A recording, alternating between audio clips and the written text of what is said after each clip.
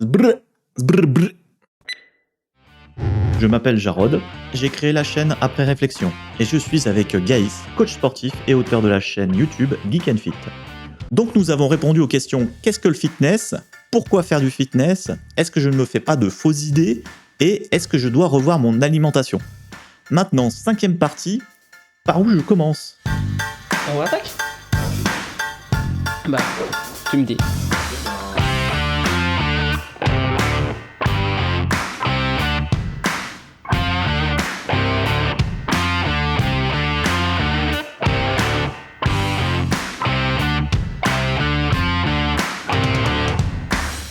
Donc je me suis décidé à faire du fitness et j'ai rien. J'ai une paire de baskets. Par où je commence? Déjà, il va falloir commencer par soit prendre un coach, parce que pour moi c'est l'essentiel. Voilà, donc soit prendre un coach qui va pouvoir faire des exercices avec très peu de matériel. Il va peut-être demander d'en acheter un petit peu, des élastiques, quelque chose comme ça, ou bon bref, n'importe quoi. Soit aller dans une salle de sport où il y a un coach. Mais à un moment ou l'autre, il va falloir passer par de la connaissance. Et soit on prend 5 ans en essayant de devenir coach soi-même un petit peu, en regardant des vidéos, etc. Et puis après on se lance, ça arrive à des gens, c'est peut-être pas la majorité, mais ça peut arriver, certaines personnes veulent tout comprendre avant de faire. Soit on se réfère à quelqu'un qui s'y connaît un peu dans le domaine et on y va en fait. On se lance à ce niveau-là. C'est pour moi la façon de faire la plus simple et la plus gratifiante et celle qui va capitaliser le plus sur la motivation, parce qu'à un moment il faut se lancer, oui, fais-toi accompagner. Très bien. J'ai noté, tu as donné 2 directions. Commencer par choisir la salle ou commencer par prendre un coach. Alors je propose de commencer par la salle. La première fois que je vais à la salle, je prends quoi avec moi? Tu prends ta serviette, c'est très important parce qu'il faut protéger les machines. Tu prends une bouteille d'eau, une petite bouteille d'eau, une petite gourde, voilà, un truc comme ça, histoire de pouvoir boire entre les séries. Une tenue de sport, si tu veux faire de la course ou du tapis ou du cardio de façon globale, prends-toi des baskets classiques avec un petit amorti en dessous. Voilà, la plupart des baskets sont comme ça. Si tu veux faire de la salle, en revanche, prends-toi peut-être plutôt des Converse, des chaussures plates avec une bonne stabilité en dessous. Et ensuite, n'importe quel jogging, n'importe quel t-shirt de sport, et c'est bon quoi, il n'y a pas besoin de plus. Comment je fais pour choisir ma salle? Eh bien, tu fais comme ce que je t'ai dit dans les parties d'avant, c'est-à-dire tu regardes s'il y a des coachs dans la salle, si la salle est pas trop low cost, si c'est sa politique d'engagement, etc. Parce que il faut que tu puisses avoir... En fait, moins la salle va chercher à t'arnaquer sur l'engagement, meilleurs seront ses services à l'intérieur, parce qu'en fait, elle sait que de toute façon, elle va te garder. Si elle essaie de t'arnaquer sur l'engagement en te faisant des prix d'entrée hyper faciles, mais en fait une sortie extrêmement dure, ça veut dire que ils comptent pas sur leur service, ils comptent sur leur prix pour t'attirer. Ce qui est un peu dommage. J'ai pris les bonnes affaires, baskets, serviettes, bouteilles d'eau, j'ai sélectionné ma salle. Maintenant, je n'y suis jamais allé. Qu'est-ce que je vais pouvoir demander? Qu'est-ce qu'on pourra me proposer à l'entrée, à l'accueil? Alors, moi, ce que je te conseille, c'est d'avoir une salle où tu as des rendez-vous avec les coachs ou un service de coaching privé ou quoi que ce soit qui est associé à ça, ou même demander souvent ils ont des adresses de coach à l'accueil, et en fait d'attaquer tes premières séances, au moins tes 5 à 10 premières séances, avec un coach sportif qui va pouvoir faire un bilan pour établir ce que tu veux faire et te dire ce que tu dois faire. Une fois que tu auras fait tes 5 à 10 premières séances comme ça, tu seras libre soit de continuer dans la voie qu'il t'a donnée, soit de continuer avec le coach pour justement qu'il puisse adapter les choses, regarder ta progression et ce qu'il faut bien comprendre, c'est qu'un bon coach, c'est pas quelqu'un qui intervient tout le temps, qui est tout le temps derrière toi, etc. Machin. C'est quelqu'un qui est capable de voir ta progression et de savoir s'il y a un truc qui foire ou pas. Ce qui est bien différent, en fait, pour moi, parce que la plupart des coachs essaient de donner l'illusion qu'ils sont utiles en proposant des nouveaux exercices, des nouvelles choses, etc. Quelquefois, c'est utile pour la motivation, mais l'essentiel du temps, ça ne l'est pas pour les objectifs. Et un bon coach, c'est pas forcément quelqu'un qui est présent tout le temps, c'est quelqu'un qui peut l'être. C'est quelqu'un qui peut l'être quand on a besoin. Voilà. Très bien. Maintenant, passons sur l'approche coach directement. Il y a beaucoup de coachs en ligne, en tout cas des coachs qui ne sont pas forcément rattachés à des salles. Comment ça se passe avec eux? Comment est-ce qu'on les repère? Comment est-ce qu'on les contacte?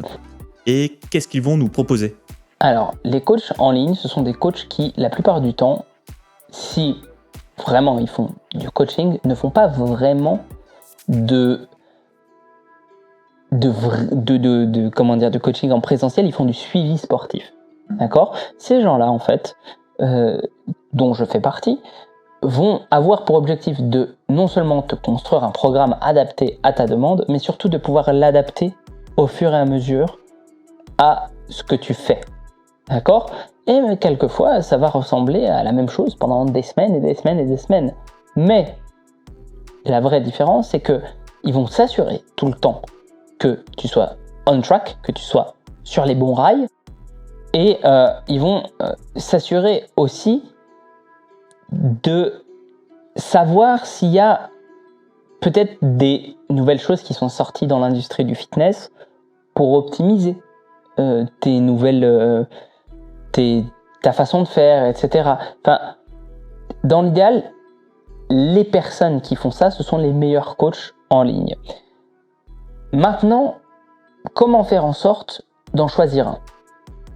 Pour moi, il doit avoir les caractéristiques suivantes.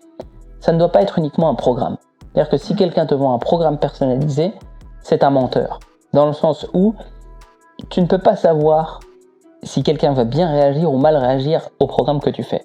Il y a des guides généraux, il y a des recommandations générales. Mais à ce compte-là, autant prendre un programme préfabriqué.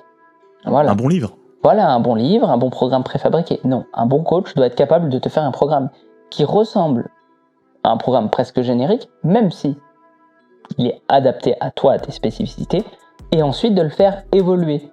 90% du temps, le programme va être bien pour toi. Mais il y a peut-être certaines petites choses qu'il va falloir faire changer, et donc ce que vend un vrai coach, c'est un suivi.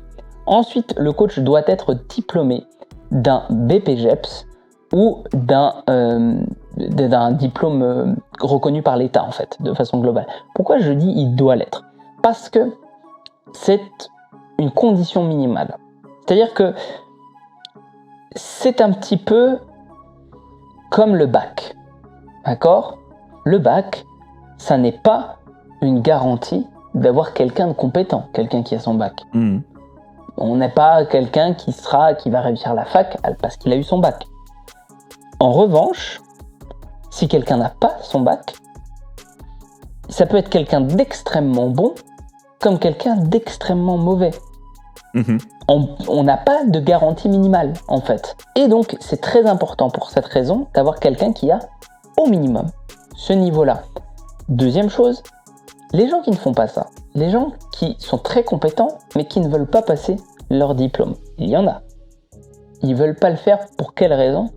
Parce que c'est contraignant d'avoir à passer un diplôme pendant 1 an, c'est contraignant d'avoir légalement à faire les choses bien, mais du coup, si un jour tu as un problème avec un coach comme ça, ou même si tu n'as pas de problème, comment tu peux être sûr qu'en fait, il te fait pas de la poudre aux yeux, il te fait pas de l'esbrouf? Comment tu peux être sûr qu'il est honnête? S'il est même pas honnête au point de ne pas vouloir passer un diplôme de coach sportif.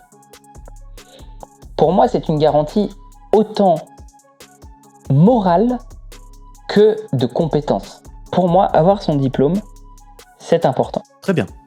Donc tu as déjà anticipé des questions sur les choix du coach. Je me suis posé une petite question du coup. Il ne pourra pas faire les corrections de mouvement. Oui. Le coach en... Oui, d'accord, on est honnête ici. Hein. Non, mais en fait, il peut pas faire de correction de mouvement sur l'instant présent. Donc, ce qu'il faut faire, en fait, moi, ce que je fais, par exemple, c'est que je propose des vidéos. Donc, tu fais une vidéo avec ton mouvement, tu me montres, et moi, je te dis ce qu'il faut corriger. D'accord. C'est du télétravail. C'est exactement ça. En fait, Ok. c'est-à-dire que la plupart des gens pensent que s'ils font un mouvement mal, ils vont se blesser. Ça n'est pas vrai. Si c'est fait avec suffisamment peu de poids, ils vont pas se blesser du tout. Donc, en définitive, les corrections à apporter peuvent l'être après coup.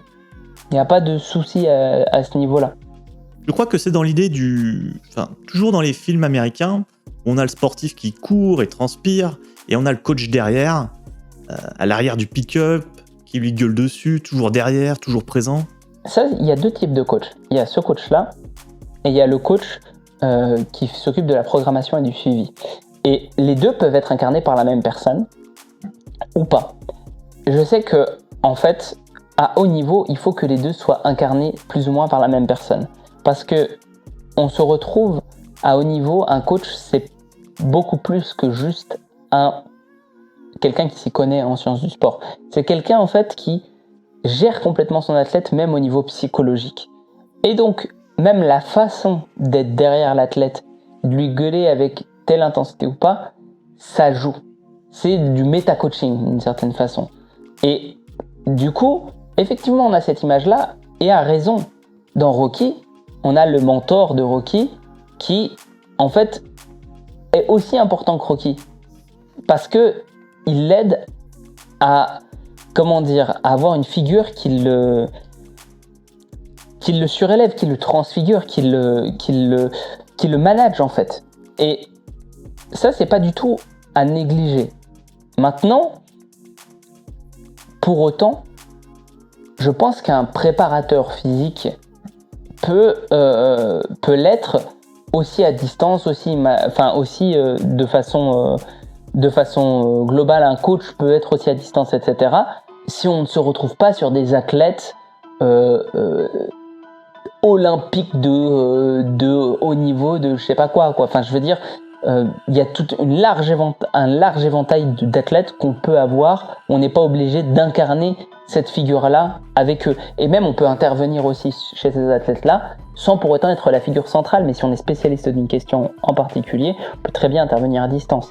Donc voilà, il y a plein de types de coachs différents. Enfin, il y a ces deux majeurs types de coachs différents qui seront soit plutôt sur la compétence technique, soit plutôt sur le management émotionnel, on va dire. Très bien. Et on en reste au débutant qui veut s'offrir la possibilité de découvrir et de se lancer. Que ce soit coach en ligne ou coach en salle, dans les deux cas, on n'aura pas le coach préparateur physique toujours présent. Ouais. On restera sur quelque chose d'assez similaire, à moins de mettre beaucoup plus d'argent sur la table, j'imagine. Alors en fait, si on a un coach en physique, il va plus être axé du côté motivationnel. Et si on a un coach en ligne, il va beaucoup plus être axé du côté préparation. C'est-à-dire qu'un coach en physique, pour les connaître, ils vont pas se casser les pieds avec une programmation hyper complexe, etc. Ils vont coacher les gens plutôt en termes de on va faire ça, on va faire ci. Il y en a qui vont le faire, mais il y en a relativement peu. Et surtout, ils sont, ils vont être payés à la séance substantiellement plus cher qu'un coach en ligne.